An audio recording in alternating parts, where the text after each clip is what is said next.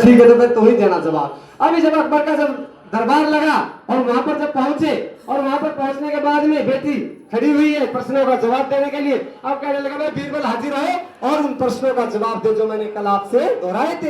अब कहने लगा जी मैं तो क्या जवाब दूंगा, मेरी बेटी जवाब दे देगी, मेरे तो बच्चे ही बहुत होशियार हैं।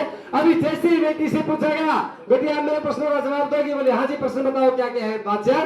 वो कहने लगी जी परमात्मा कहाँ है, कैसे कैसे मिलता है, क्या करता है वो बताया। तो कहने लगी जी मैं इनका जवाब देती हूँ, बताओ क्या जानना चाहते हो। वो परमात्मा क्या करता है, कहाँ रहता है और कैसे मिलता है, 3 बातों का जवाब चाहिए। अभी अकबर ने यह प्रश्न कर दिया लेकिन बेटी कह रही है जी हमारा देश है, ये भारत देश है, गौरवशाली देश है, इस देश की संस्कृति बड़ी महान रही है, विश्व गुरु के नाम से जाना जाता है। अरे बादशाह आपको ये तो पता होना चाहिए जब कोई घर में आता है तो उससे कम से कम चाय पानी की तो पूछ लेते हैं, तो इसका आभगत तो करते हैं। और हमारे देश की परंपरा है अतिथि देवो भव, अतिथि देवता होता है, ऐसा हम सब मानते हैं। हम जाते हैं हमारे जितने भी परिचित हैं इनके घरों में जाते हैं तो बहुत अच्छी वो करते हैं, सेवा करते हैं, अतिथि देवो भव की परंपरा है। अब कहने लगा अकबर भाई बेटी के लिए चाय लेके आओ।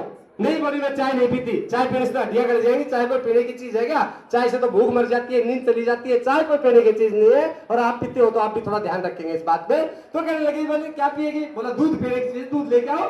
देशों में देश हरियाणा जहाँ पर दूध दही का खाना और आप दूध से हमें दूर कर रहे हो। अब अकबर कहने लगा बेटी के लिए दूध ले, कटोरा दूध का लेकर के आए और बेटी लेकर के खड़ी हुई है।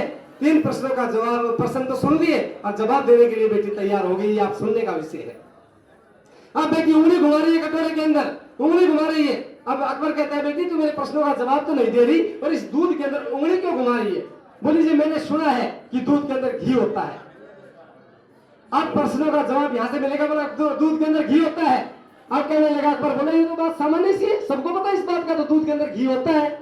तो बोला घी होता है तो इस परमपिता परमात्मा कहाँ रहता है, इस प्रश्न का जवाब आपको मिल गया है। जैसे दूध के अंदर घी समाया हुआ है इसी तरह परमपिता परमात्मा संसार के कण कण में समाया हुआ है।